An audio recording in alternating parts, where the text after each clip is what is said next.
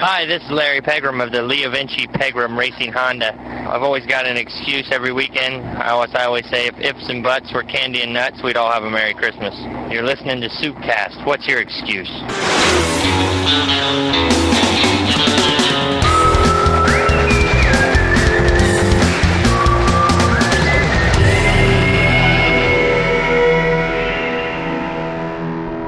Welcome to the surface of Superbike Planet. The SuperbikePlanet.com podcast, SoupKast, is brought to you by American Honda. Greetings and welcome to SoupKast. This is broadcast number 4 for June 9th, 2006.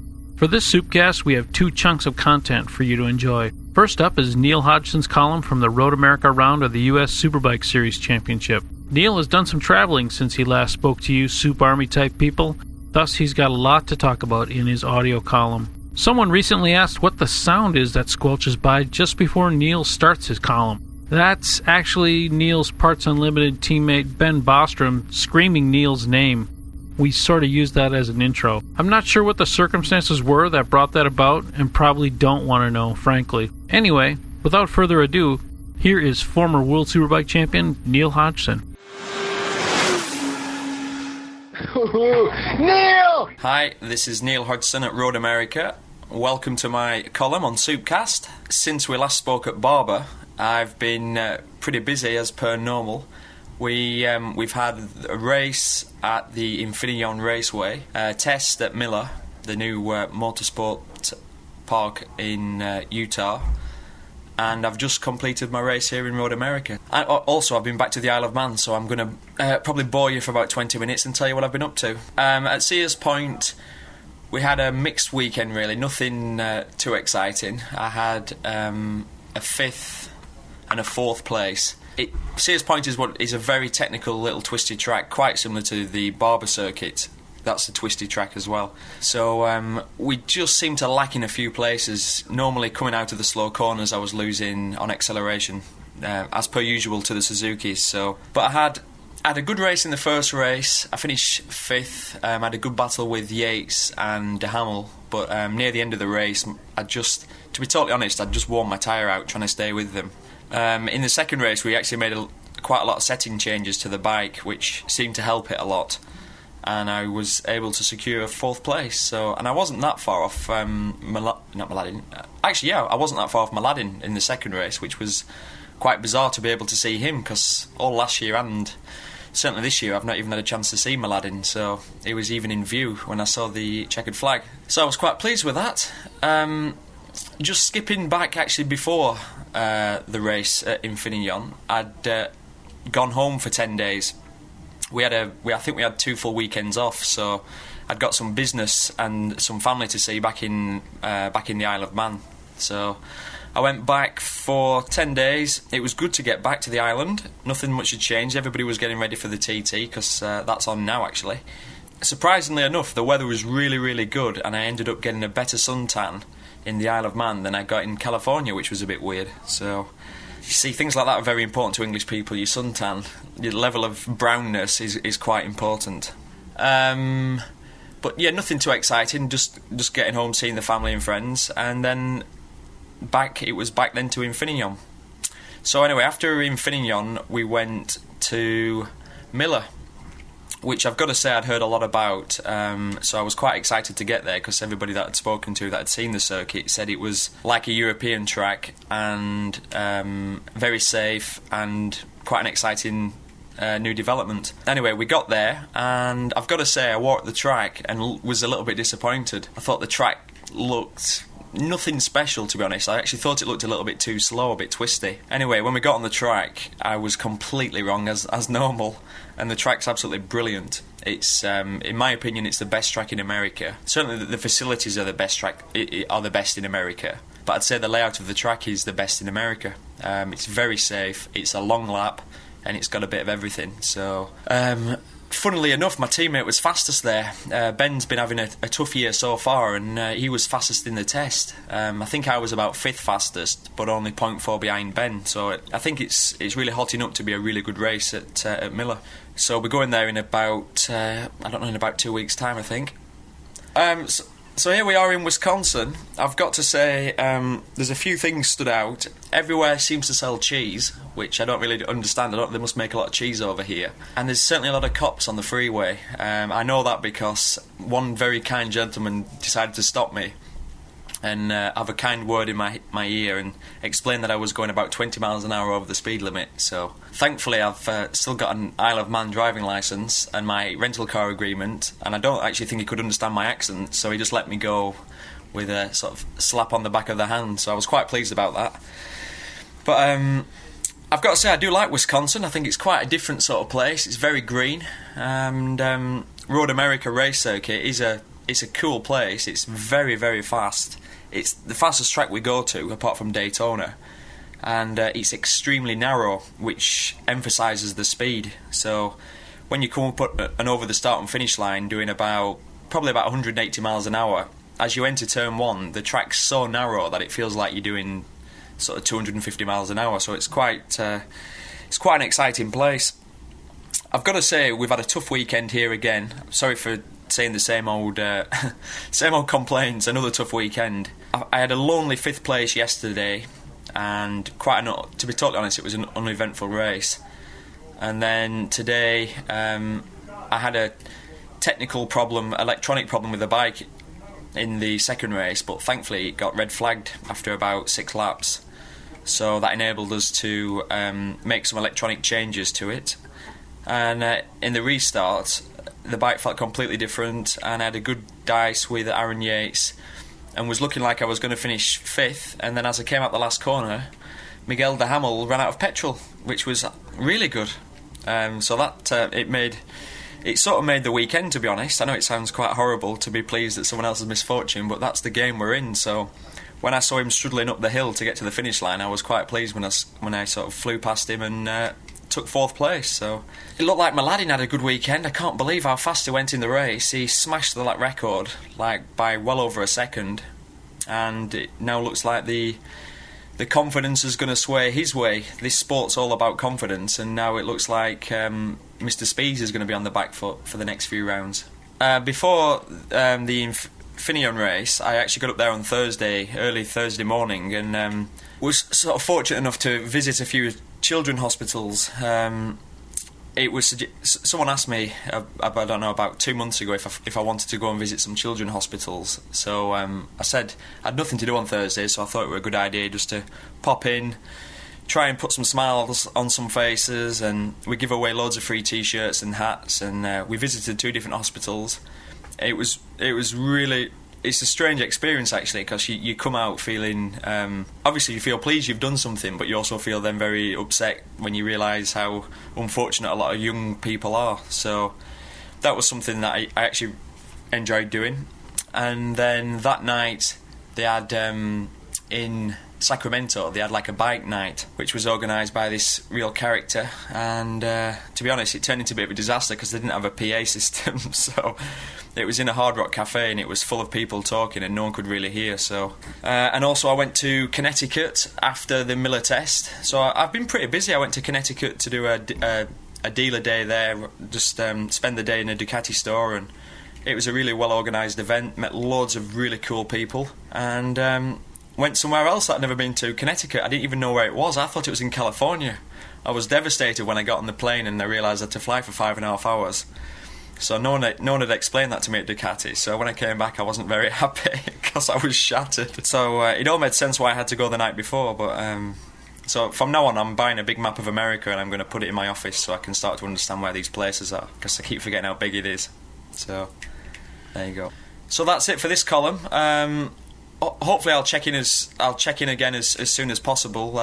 Hopefully around about Miller time. I think we'll try and do one after Miller. Will be good because I've got a test coming up at Mid-Ohio, and then hopefully a chance of winning a race at Miller. So keep your fingers crossed for me, and thanks again for listening. Cheers, bye. Oh no, what is that noise? Is that wind chimes? Can you believe these Soup people put wind chimes on the end of my column? How degrading. I feel so embarrassed. I am definitely going to have a word with Dean Adams and get that taken off so you won't have to listen to it again. I'm so sorry.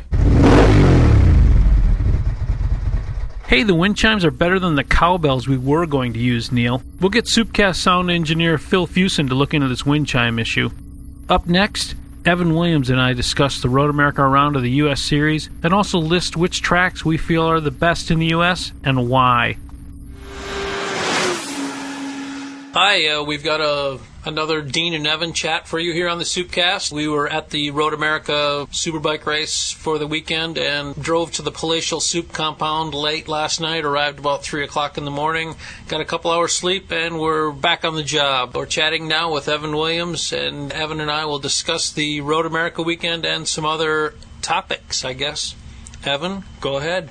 Yeah, I think the weekend really stood out to me as the reemergence of Matt Mladen and his mighty talents. He won both Superbike races in a dominating fashion and gained about 10 points in the points championship, which closed him down to a 19, I believe. 19 or 20, somewhere around in there. Mladen won the race on Saturday despite getting a lackluster start. Charged through the field, took the flag. But on Sunday was really the day that was most impressive because he had a run there after the red flag where he did a 2:11.2, which was almost 7/10 quicker than he qualified. That's pretty amazing. You don't hear that very often in serious road racing. But Mladen has really come back into the championship picture at this point, and it's good for him that this weekend happened the way it did. What do you think, Dean? I agree. Strafing home through the darkness last night, I was kind of mulling the weekend's events, and really I think it's Matt's achievement in the second race, his bad start, coming through the pack the way he did, really. I would describe it as being like in a Kenny Roberts fashion. Roberts never got great starts when he raced. In the old push-starting GP racing days, he'd always end up mid-pack after the start and just have to make a run for it. And Matt was incredible, really. I mean, I don't use that word very often, but what he did was amazing. It was jaw-dropping amazing, really. Mm-hmm. What surprised me was that Speeds was much more out of control given his lap times while Mladen was catching him. You know, Matt was much more in control in line and able to do the lap times it took. Truly the work of a master, no doubt about it. The thing that really is the big picture, I believe, if Matt had come in and lost these two races to Speeds, he'd have been about 40 points out, which is a full race. And as he himself said after the race, the championship could have started slipping away. He was upset at Infineon that he lost the points that he did, and now he's back in it fully.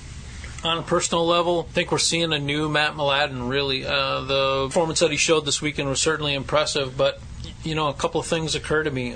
He seems to be a lot happier the last few races than he's been in years. You don't often see Matt out in the paddock talking to people, joking, and the last two races, he's definitely been out in the paddock, joking around with people. In fact, late last night, we stayed at the track until about 8 o'clock before driving home, and I made one last pass through the paddock at the end of the day, and Matt was still there. It was barren. The transporters were all gone. Fans were all gone. Most of the crew people were gone. Matt was standing by the concession area, having a beer, talking to some fans. I did the double take when I saw him there, because I really couldn't believe that it was him, and he was standing there talking to some fans and just kind of hanging out. He was laughing and joking, and it's an interesting new Matt Mladen. Yeah, I guess at the Barber race earlier this year when he crashed, after the race he was seeking out one of the corner workers, and the guy was kind of freaked out, didn't know what Matt Mladen wanted from him, but this guy had helped Matt get push-started back in the race, or helped get him on track again, and Mladen wanted to give him the gift of one of his helmets. So what can you say to that other than wow? Really, I'm not sure he certainly didn't seem to take losing as seriously as I thought he would. And this new Matt Mladen is quite a welcome change. I agree. I've always thought Matt's a great guy on a personal level, but he's a very driven competitor, and with everybody that hasn't always translated well. Right. If you have to work with him the way that we do, he's really not a bad guy. But you get him into certain situations in the past, and it's difficult to expect people to endear themselves to you when situations like that crop up. But this new Matt... Well, what about this? Let's talk about the $5 on the grid incident there. Right. After the first race, Matt quipped in the post-race press conference at Elkhart that Miguel owed him some money for stopping Ben Spies' win streak. And Miguel heard about it, and on the grid for the second race, Miguel walked over, and I don't know how much money Miguel gave him. Without putting too fine a point on it, that Miguel is spending any money is amazing in the first place. He did pay Matt right there on the grid, and it was really a very kind and human moment, really, especially from those two. Which, right. Let's be frank. I mean, last year they almost came to blows twice, at least twice in the season before. They were Ohio, at each other's throats a couple of times, and things were said that probably should remain unsaid, I guess. Yeah. But unfortunately, the TV guys and the photographers missed the transfer there. Yeah, they didn't get the call on the cell phone the way that we did and still missed it. I mean, someone called us on my cell phone and said, "Get down here and get this photo, this timeless, classic photo of Miguel, handing Matt money." Did we get the photo? No, we didn't. No, it doesn't exist. It doesn't exist, right? Yeah. Okay, we were at Elkhart Lake this weekend, one of the better tracks on the AMA Tour, and let's discuss some of those tracks that we think are the really cool places to watch a race. Go ahead. I think that Elkhart ranks up in the top several. The thing that really rules Road America is the layout, the 4-mile circuit, the long straights, a lot of different types of turns, a little bit of everything. There's a lot of turns to learn at Elkhart, and you have to be a good rider to win. It's not one of those where a lucky rider can win the race. You got to be really talented and be able to manage your setup and your race strategy well. Well, I would pick Pikes Peak as my favorite racetrack. No, I'm just joking. In fact, I only had 3 hours of sleep last night, or 2 hours of sleep, so I'm got a serious caffeine buzz going here, so I'm not having any rational thoughts. Elkhart Lake, probably my favorite racetrack in the United States for a couple of reasons. In that the first time that I went there, I was simply blown away by the layout and how beautiful the racetrack is. I had a chance to do a couple of laps on it at a club race in the late 1980s, and honestly, it took me 10 years just to get my head around those, trying to do a lap at Road America, because it's so complex. It really is it's a rider's track. It's a European Grand Prix style racetrack, and I'd always thought that it would never be replaced. They would never make another one like it, but I'm hopeful that maybe elsewhere, maybe the new Utah track will be something along those lines. This weekend there were quite a few discussions on the safety aspect of Elkhart, which is probably the worst thing about it. There are a few areas there that are not very safe. The riders got with George Brugenthes, the president of the track, and they spent quite a bit of time on Friday night going around the circuit, identifying areas that could be improved. Billy Mitchell Bridge is one of those. Turn 1 is one of those as well. But that is the sketchiest thing about Elkhart, is some of the safety parts. Now, they've made improvements to the kink in recent years. They've really gotten that to be a lot safer area. But much more can be done, as safety never solved. It's not an answer. It's not a conclusion. But Elkhart has come a long way in terms of safety from what we saw there in the early 1980s. Very few fans probably remember Elkhart in its primitive state back then, when you were lucky to get hay bales in the back section, and the racetrack had a role in maiming several riders. So I think it's with that as my perspective, I mean, I see it today as greatly improved. I guess they can do more to improve it. And in fact, watching the footage from this weekend's races, I could see definitely in two sections where the riders have a point where if somebody comes off in a couple of those sections, bad things still can happen, really bad things. We kind of got off topic there a little bit. What else would you say are good, what are your favorite racetracks outside of Elkhart in the United States? I like Barber Motorsports Park a whole lot. I think that is a first-class facility. Maybe it does not have the classic layout that Road America does, but the amenities are second to none.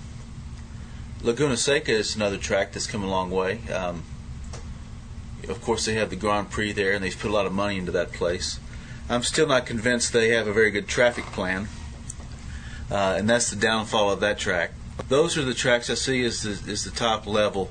Utah, perhaps, from everything we've heard, is going to be up there with those that are pushing the mid-level tracks to make improvements. Sonoma, Sears Point, I call it when I'm not there.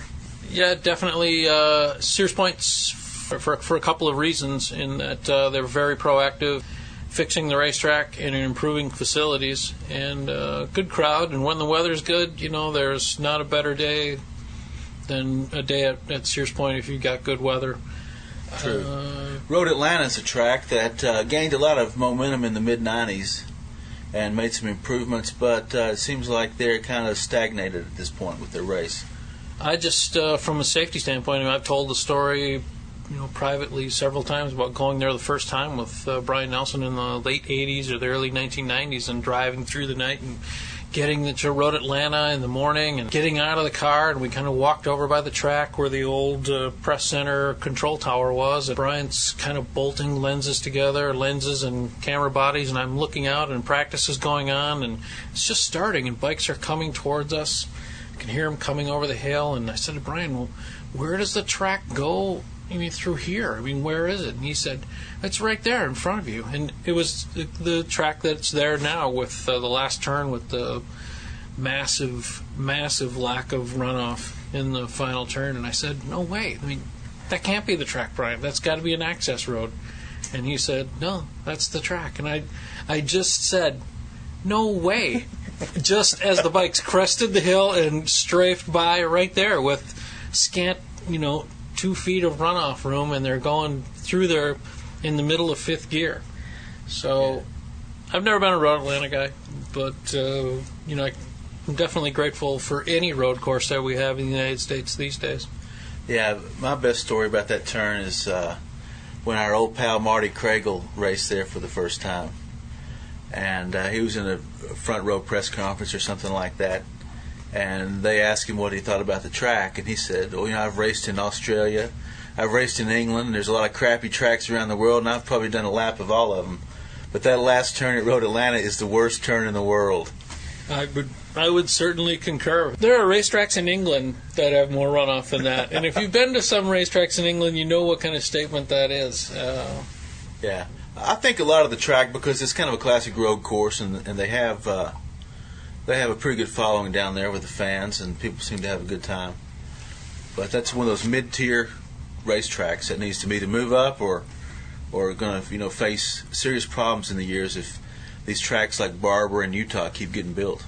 So what about Mid-Ohio? We've got 2 rounds there this year. The pavement has been reworked, new surface, and the teams are testing there this week. The AMA teams are.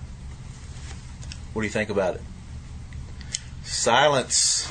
I haven't been back there since I put Schwantz in a police car, so I don't know really what the situation is or whatever. There's a prevailing attitude there that I'm not really a huge fan of, but I'm glad to see that they've made changes to the track and made it safer and finally replaced that, let's say it, pathetic surface that they have. I might go back this year.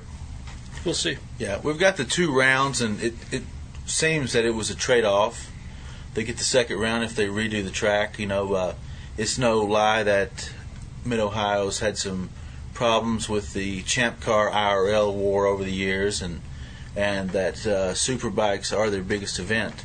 Now they've got 2 to promote, and they've done some work on the track. So Great. I think it's all great. Then I hope we'll see changes on the track, which we're definitely seeing now, and maybe changes off the track as well. Yeah, that would be a welcome thing for us anyway. It's a nice track.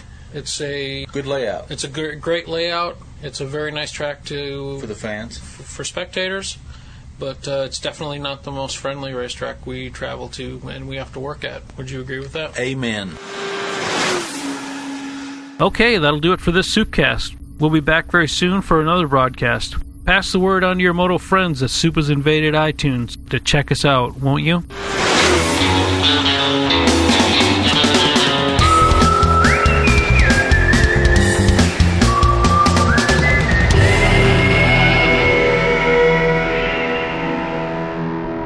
SoupKast is brought to you by American Honda.